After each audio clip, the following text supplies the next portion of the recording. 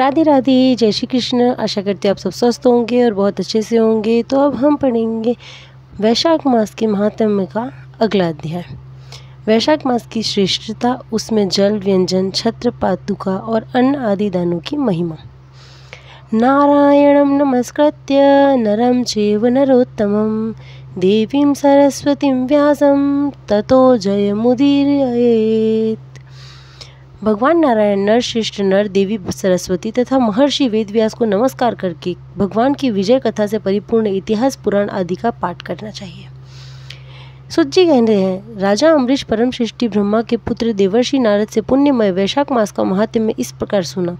ब्राह्मण, मैंने आपसे सभी महीनों का महात्म्य सुना। उस समय आपने यह भी कहा था कि सब महीनों में वैशाख मास श्रेष्ठ है, इसीलिए यह बताने की कृपा करें कि वैशाख मास क्यों भगवान विष्णु को प्रिय है और उस समय कौन कौन से धर्म भगवान विष्णु की प्रीतिकारक हैं। नारद जी कहने लगे, वैशाख मास को ब्रह्मा जी ने सब मासों में उत्तम सिद्ध किया है। यह माता की भांति सब जीवों को सदा अभिष्ट वस्तु प्रदान करने वाला धर्म, यज्ञ, क्रिया और तपस्या का सार है। संपूर्ण देवताओं द्वारा पूजित है। जैसे विद्याओं में वेद विद्या, मंत्रों में प्रणव, वृक्षों में कल्पवृक्ष, धेनुओं में कामधेनु, देवताओं में विष्णु, वर्णों में ब्राह्मण, प्रिय वस्तुओं में प्राण, नदियों में गंगा जी, तेजों में सूर्य, अस्त्र शस्त्रों में चक्र, धातुओं में स्वर्ण, वैष्णवों में शिव तथा रत्नों में कौस्तुभ मणि है, उसी प्रकार धर्म के साधनभूत महीनों में वैशाख मास सबसे उत्तम है। संसार में इसके समान भगवान विष्णु को प्रसन्न करने वाला दूसरा कोई मास नहीं है। जो वैशाख मास में सूर्योदय से पहले स्नान करते हैं, उससे भगवान विष्णु निरंतर प्रीति करते हैं। पाप तभी तक गरजते हैं जब तक जीव वैशाख मास में प्रातःकाल जल में स्नान नहीं करता।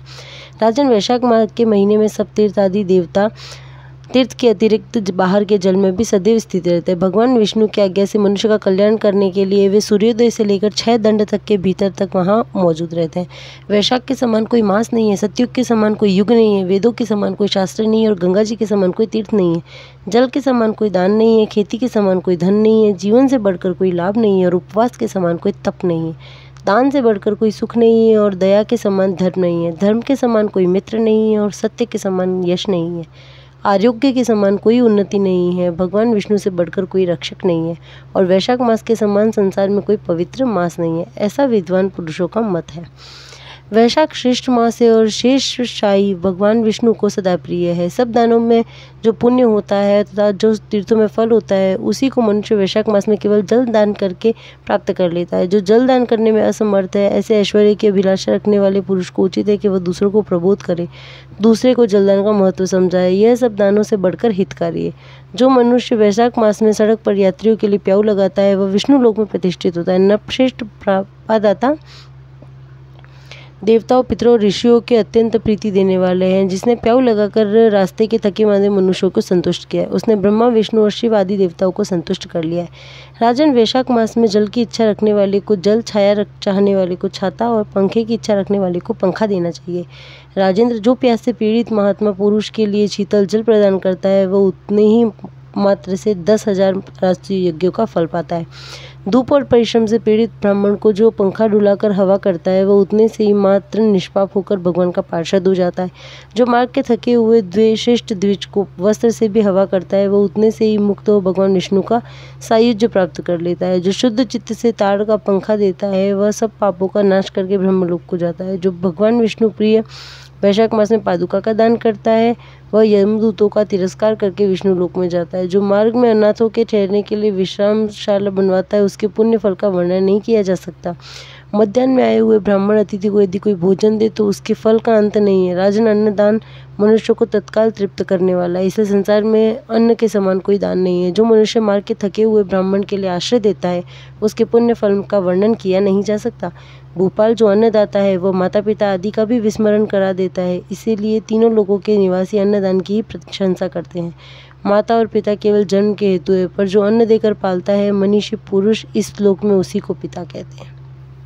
नारद जी बोले, हे राजन, वैशाख मास में मार्ग में थके हुए प्यास से पीड़ित को जो जलदान नहीं करता, वह पक्षी योनि को प्राप्त होता है। इसके उदाहरण में मैं ब्राह्मण और छिपकली का परम अद्भुत इतिहास कहता हूँ। प्राचीन काल में इक्ष्वाकु वंश में हेमांक नाम का एक राजा था। वह जितेंद्रिय था और उसने अपने शत्रुओं को जीत लिया था। वह ब्राह्मणों में श्रद्धा रखता था, इनकी निंदा न करता था। इस राजा ने संख्या में उतनी गाय दान की थी जितने कण भूमि में हैं, जितने जल के बिंदु हैं, जितने आकाश में तारे हैं। इसके लिए हुए यज्ञों की कुशा से सुंदर पृथ्वी पर कुशा ही कुशा हो गया था। गाय, भूमि, तिल, स्वर्ण इत्यादि से इसने बहुत से ब्राह्मणों को संतुष्ट किया। ऐसा कोई दान नहीं सुने जाते जिसको उसने न किया हो। सुख प्राप्ति करने वाले उस राजा ने केवल जल का दान नहीं किया, ब्रह्मपुत्र महात्मा वशिष्ठ के समझाने पर भी जल बिना दान का सर्वत्र मिलता है, इसके दान देने से क्या फल होगा, ऐसा तर्क करते उस दुर्बुद्धि राजा ने जल का दान नहीं किया। लभ्य वस्तु के दान करने से पुण्य होता है, यह कहना उचित भी है। उसने ब्राह्मणों की, पंगु, दरिद्र, वृत्तिहीनों की पूजा किया, परंतु श्रोतियों की तथा तत्वज्ञानी और ब्रह्मज्ञानी ब्राह्मणों की पूजा नहीं किया। प्रसिद्ध लोगों को सब पूछते हैं, परंतु अनाथों, अनपढ़ों, पंगुओं और कुटुंबियों तथा दरिद्रों की बुरी गति होती है। अतएव ये मेरी दया के पात्र हैं। ऐसा विचार करके इस दुर्बुद्धि ने स्वयं योग्य पुरुषों को कुछ दान नहीं दिया। इस बड़े पातक से उसने 3 जन्म तक चातक योनि को प्राप्त किया। 1 जन्म में गिद्ध की योनि, 7 जन्म तक कुत्ते की योनि को प्राप्त किया तथा बाद में राजा के घर छिपकली की योनि में उत्पन्न हुआ।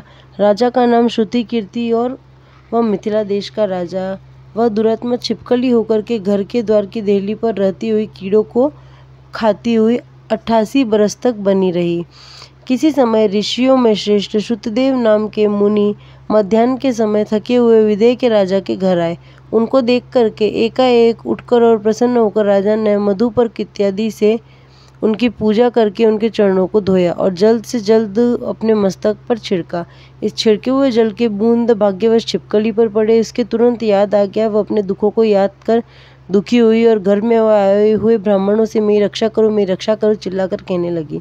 इस कीड़े के चिल्लाने को सुनकर ब्राह्मणों ने आश्चर्य से आकर कहा, हे छिपकली, तुम क्यों रोती हो? किस कर्म से तेरी यह दशा हुई है?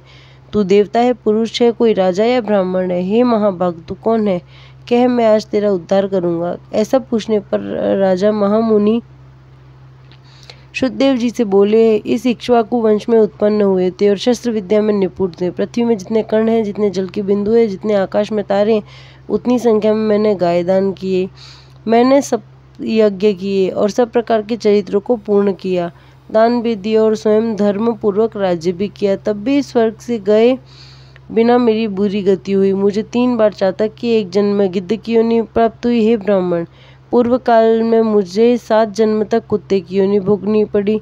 इस राजा से पांव धोने में पानी छिड़कने के जल के बिंदु दूर जाकर के किसी तरह मुझ पर पड़े। इससे मुझे पूर्व जन्म की याद आई और पूर्व जन्म के पाप हट गए। हे ब्राह्मण, मुझे 28 जन्म तक छिपकली की योनि में रहना पड़ेगा। ऐसे ही दृश्य देखने पड़ेंगे।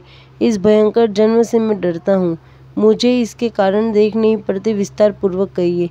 इस प्रकार कहने पर ब्राह्मण ने ज्ञान चक्षु द्वारा कारण जानकर कहा, हे राजन, तुम्हारी बुरी योनि का कारण कहता हूँ, सुनो। तुमने माधव के प्रिय वैशाख मास में जल का दान नहीं किया। जल को सुलभ तथा अमूल्य जानकर के मार्ग में चलने वाले ब्राह्मणों को ग्रीष्म ऋतु में अज्ञानता से नहीं दिया। सुयोग्य को छोड़कर अयोग्य को दान दिया।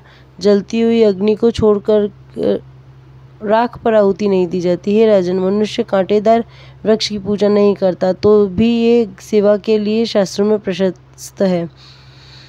विशिष्टता के कारण वृक्षों में पीपल का पेड़ पूजा जाता है। तुलसी को छोड़कर कटेरी की पूजा क्यों नहीं की जाती? पूजा करने के लिए अनाथ यथत्व प्रयोजन नहीं होता। पंगु इत्यादि अनाथ होते हैं, परंतु ये केवल दया के पात्र होते हैं। तपस्वी, ज्ञानी, वेद और शास्त्र के पंडित विष्णु के रूप में वे सदा पूजा करने के योग्य है, दूसरे लोग कदापि नहीं। इनमें भी ज्ञानी लोग विष्णु भगवान को सदा ही बहुत प्रिय होते हैं। हे भूपाल, ज्ञानियों में भी विष्णु ही सदा प्रिय, इसलिए ज्ञानी सदा पूज्य और पूज्य से पूज्यतर कहा जाता है। जो साधु वृत्ति वाले की निंदा करते हैं, वही संसार में तथा परलोक में दुख प्राप्त करता है। महान पुरुषों की सेवा ही इस सब अर्थों का कारण होता है। करोड़ों अंध जातियाँ उत्पन्न उचित मार्ग को नहीं देखती। इसी प्रकार से मंद बुद्धियों की संगति लाभदायक नहीं होती। जलमय तीर्थ, मिट्टी, शिला के बने जो देवता हैं, वे बहुत काल में पवित्र होते हैं, परंतु साधु लोग केवल दर्शन मात्र से पवित्र करते हैं। सुशिक्षित लोग साधु सेवा से कभी भी दुख नहीं भोगते। जिस प्रकार से अमृतपान करने से जन्म, मृत्यु, जरा इत्यादि पीड़ा नहीं देते, तूने न तो जलदान किया न साधुओं की सेवा की। हे इक्ष्वाकु वंश के पुत्र, इसी से तेने दुर्गति प्राप्त की है। वैशाख महीने में मैं अपने किए हुए पुण्य को तेरी शांति के लिए तुझे देता हूँ। इससे जिससे भूतकाल में किए हुए कार्य दिव्य होंगे और तू विजयी होगा। ऐसा कहकर जल स्पर्श करके उसको उत्तम पुण्य दिया।